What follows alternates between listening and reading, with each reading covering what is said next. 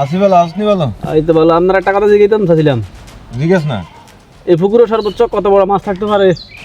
এই পুকুরও কেন হ্যাঁ। কত 2-2.5 কেজি আর কিনালে ও, আমি তো একটা গল্প শুনছিলাম, কিটা মানে নাকি একটা পুকুরও নাকি 12 হাত পুকুরও হুম এই 13 হাত একটা মাছ, মানে এটা কেমন সম্ভব?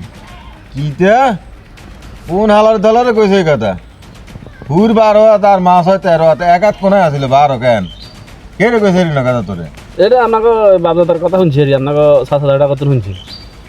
আচ্ছা আচ্ছা দাদা কেন হ্যাঁ, হ্যাঁ তো মিশা তা কয় নাই রে মনে হইলো হইতো হারে মানে এটা কেমন সম্ভব ভাই?